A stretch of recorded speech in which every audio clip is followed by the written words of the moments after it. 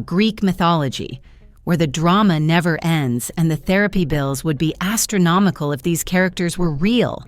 Sure, most people know Zeus, the serial lightning thrower, and Hercules, the guy with serious anger management issues. But believe it or not, those two are just the tip of the Mount Olympus madness. Greek mythology is overflowing with characters whose stories are so absurd. They make modern soap operas look like children's bedtime tales. I mean, compared to what some of these figures got up to, Zeus's romantic escapades and Hercules' smash everything in sight moments are practically PG rated. Seriously, how did ancient Greeks even come up with this stuff? Were they bored? Too much wine? A secret competition to outdo each other in weirdness? Whatever the case, we're here for it. So buckle up and prepare for a wild ride as we dive into 10 of the most ridiculously messed up characters in Greek mythology. You won't believe the things they've done. 1. Circe, the original Chaos Queen. Circe, the goddess, sorceress, and unofficial mascot for why not decisions. You think Zeus has drama? Wait till you hear about this one. Circe had a flair for the dramatic that would make even the most seasoned reality TV star blush. Take Odysseus' crew, for instance. Did they insult her? Steal from her? Nope. They were just there. And what does Circe do? Turns them into pigs. Because, hey, pigs are easier to manage than sailors, right? But wait, there's more. Enter Picus, a man who dared to reject her advances. And by reject, we mean politely declined. Did Circe take it on the chin? Nope. She turned him into a woodpecker. Yep, nothing says undying love quite like turning your crush into a bird that spends its life banging its head against trees. True romance. Circe style. And then there's the Glaucus and Scylla drama. Poor Glaucus had the nerve to fall in love with someone else.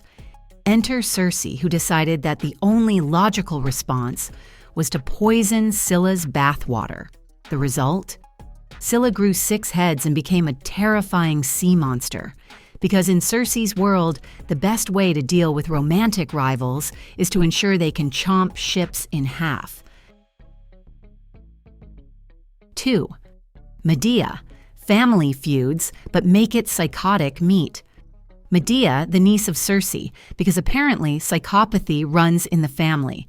This sorceress wasn't just a little unhinged, she took chaos to a whole new level. When she fell for Jason of the Argonauts, it wasn't your typical let's elope and live happily ever after love story.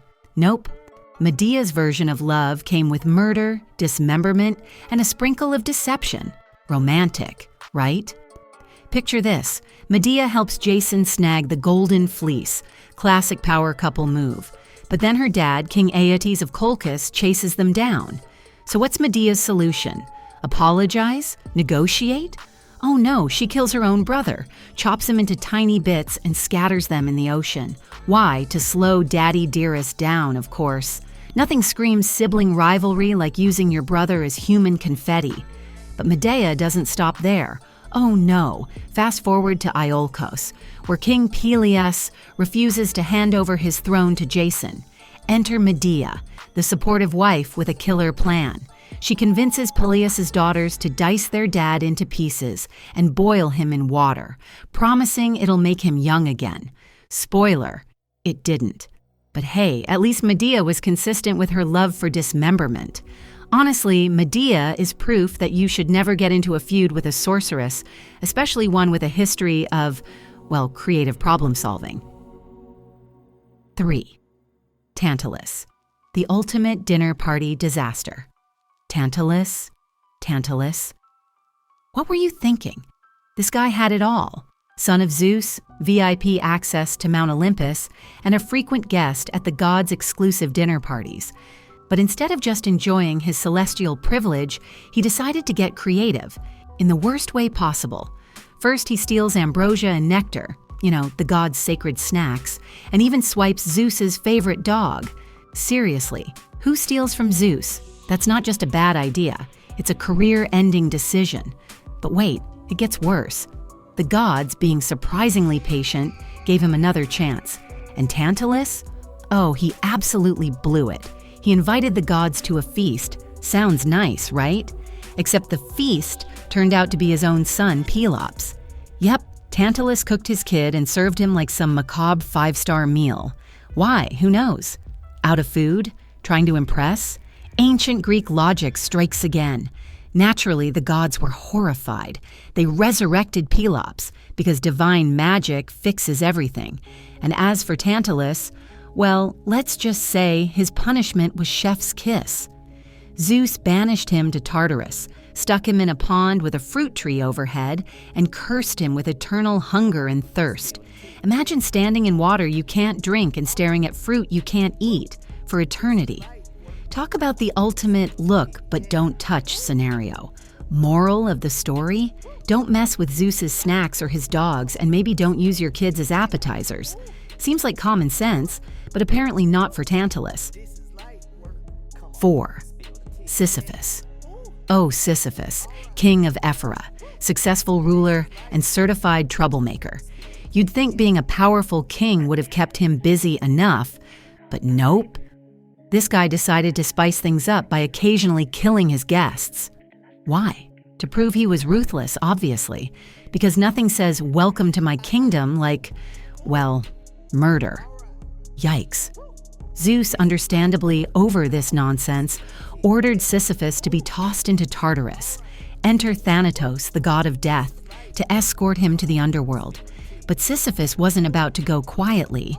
Instead, he pulled a total trickster move, sweet-talking Thanatos into explaining how his chains worked, only to turn the tables and chain Death himself. Bold, right? Bold and disastrous. With Death out of commission, no one could die. Chaos ensued. Imagine warriors on the battlefield just awkwardly staying alive. Naturally, this infuriated Ares, the god of war, who freed Thanatos and dragged Sisyphus back to where he belonged. But our boy wasn't done yet. He pulled another fast one, convincing Persephone that he needed to return to Earth to discipline his wife for dishonoring his body. Smooth move, but totally bogus. Persephone bought it, and Sisyphus escaped again. Finally, Hermes had to step in and personally drag Sisyphus to Tartarus. His punishment? Rolling a massive boulder up a hill for eternity, only for it to roll back down every single time. Talk about frustrating. The moral here, outsmarting the gods might seem clever, but eternal boulder duty? Yeah, not worth it. Lesson learned, sometimes it's better to keep your genius in check. 5. Dionysos, the party god with a dark side. Dionysos, the god of wine, madness, and questionable origins. His birth story? Absolutely gross. Hera, being Hera, killed his mom, but Zeus, never one to let things go to waste, rescued the fetus and sewed it into his thigh. Yep, his thigh. You. Fast forward to his full-grown self, and Dionysos was living it up as the ultimate party god, with a little side gig in driving people completely bonkers. One time, some pirates thought they'd struck gold and kidnapped him, assuming he was a wealthy young man. Big mistake. They tried to tie him up, but surprise, ropes don't work on gods. The ship's helmsman caught on, shouting, "Oh, guys, I think we've got a deity on board." But naturally, no one listened. Instead, they insulted Dionysus, which, let's be real, is never a good idea. What did the wine god do? He turned them into dolphins. Talk about taking swim with the dolphins to a whole new level. Another time, Dionysus visited Thebes, ruled by his cousin Pentheus. Now, Pentheus wasn't a fan of loud, drunken revelers, aka Dionysus's entire vibe, so he locked up the god's followers. Bold move, but oh so foolish. When Dionysus tried reasoning with him, Pentheus basically said, "Not today, wine boy." That went about as well as you'd expect. Dionysus, in classic over-the-top style, drove Pentheus's family insane, and in their madness, they tore him apart. Yikes. Lesson? Sure, wine and parties are fun, but maybe don't cross the guy who invented them, especially if he has a flair for turning people into aquatic creatures or orchestrating epic family drama. Dionysus may be the god of fun, but when he's angry, the party's over. 6th, Hera, the queen of vengeance and jealousy. Hera, queen of the gods, wife of Zeus, an absolute mastermind of revenge. I mean, if there was a competition for most jealous and vengeful deity, Hera would be the undisputed champion. And honestly, who could blame her? Zeus, her charmingly unfaithful husband, was basically a walking scandal. But, Hera might have taken things a bit too far at times. Exhibit A. Leto, the mother of Apollo and Artemis. When Hera discovered that Leto was pregnant with Zeus's twins, she did not take it well. Oh no, she cursed Leto so she couldn't give birth on land, and she sicked the dragon python on her. Yikes. Talk about a bad day for Leto, and it gets even more insane. Call in the bear. Hera once turned Callisto into a bear simply because Zeus fell in love with her. Like, hello, Hera. It's Zeus who's the one going around falling in love. Yet here you are, turning the innocent bystanders into wildlife. Unreal. But wait, there's more. Hera also had Dionysos ripped to pieces. Why? Well, because he was another one of Zeus's offspring. I mean, what did Dionysos ever do? Just be born. So, naturally, Hera decided to make his life a tiny bit miserable. Moral of the story. If you're ever the object of Zeus's affection, it's probably a good idea to steer clear of Hera. She may be the queen of the gods, but she sure knows how to hold a grudge and take it out on anyone who dares to cross her. 7. Ixion, the guy who made terrible choices. Literally all of them.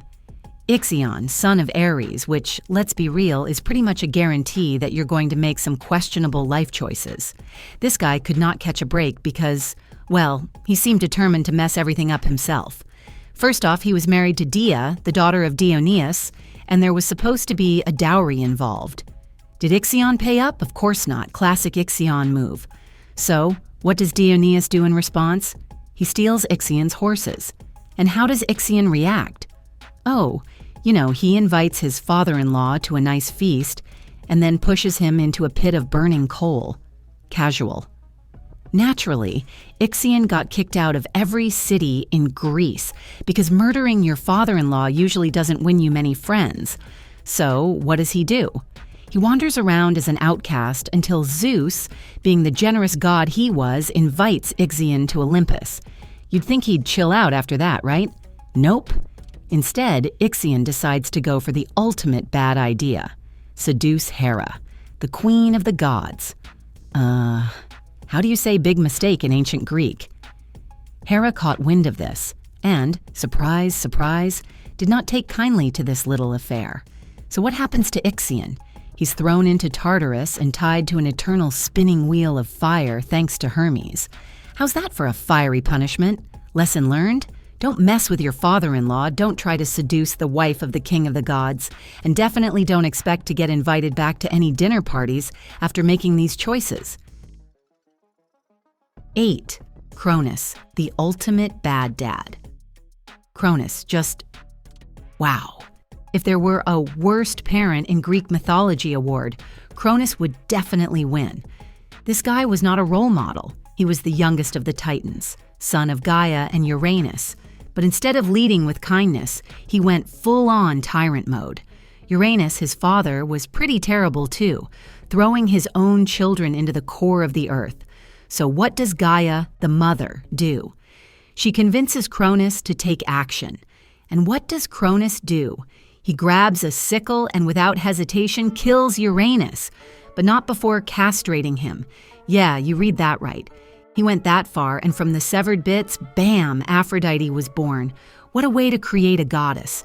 After that, Cronus became the big boss on Earth and, like many bad decisions, married his sister Rhea.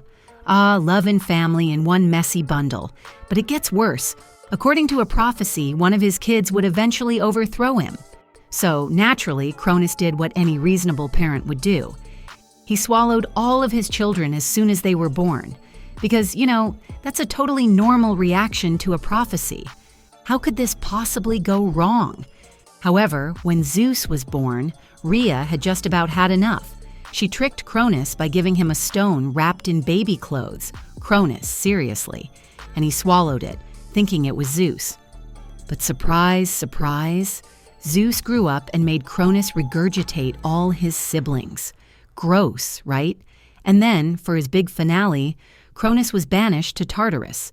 Guess it's true what they say, what goes around comes around. Morale of the story? If you're a god and you think swallowing your children is a good idea, you're definitely asking for trouble. Also, maybe don't listen to prophecies about being overthrown by your own blood. They're usually pretty spot on. 9. King Minos, the bull-sized mess. Ah, King Minos, a man who really knew how to hold a grudge. So his son is tragically killed by a bull in Athens. Big bummer, right? But what does he do in response? Oh, just demands a tribute of 14 young men and women from Athens to be sacrificed to the Minotaur. You know, the half-man, half-bull monstrosity. And just to make it extra fun, he had Zeus backing him up. Because who doesn't love a good, god-backed revenge plan? But hold up, here's the funny part. Minos, being the ungrateful king that he was, didn't think twice about the how of the whole situation. Poseidon had made his wife fall in love with a bull. We've all been there, right? And, surprise, surprise, she gave birth to the Minotaur. Yep, you read that correctly. Half bull, half man. Because apparently, that's how things work when gods get involved. To cover up his bull-sized shame, pun intended, Minos had to go full-on control freak mode and trap the inventor Daedalus in his own creation, the labyrinth. So now, not only was Minos' wife stuck with the whole bull drama, but he was also stuck in a labyrinth with his monstrous creation. Classic Greek drama, am I right? Bottom line, if you make your wife fall in love with a bull and end up with a half-man, half-bull son, maybe, just maybe, don't get too upset when your kingdom gets a little chaotic. You kind of brought this upon yourself, buddy. 10. Aphrodite, the love goddess with a twisted sense of justice. Ah, Aphrodite, the goddess of love, or, as I like to call her, the goddess of petty revenge. Sure, she's the symbol of beauty and passion, but don't you dare cross her, or you'll quickly learn she's got a darker side. And by darker, I mean, she'll literally start a war over a beauty contest level dark. Yep, Aphrodite is, in part, responsible for the Trojan War. She didn't just roll with the punches. No. She started the punches. Yikes. Case in point, the women of Lemnos decided to skip out on worshipping Aphrodite. What does she do? Oh, just curses them with a stench so foul that it made their men flee. Like, really, Aphrodite? Come on, that's a little much, don't you think? And here's where it gets even juicier. Aphrodite's love life? A mess. Some myths claim she was the one who made Pasiphae fall in love with a bull. You know, the one that gave birth to the Minotaur. Seriously, Aphrodite, what is going on in your love department? But that's not all. She was also having a full-blown affair with Ares, the god of war, while still married to Hephaestus, the blacksmith god. Awkward much? So yeah, Aphrodite might have had the whole goddess of love title down. But when it came to holding grudges or throwing temper tantrums, she was as unpredictable as a soap opera. Watch out if you cross her, or she might just start a war, or worse, turn you into something really smelly.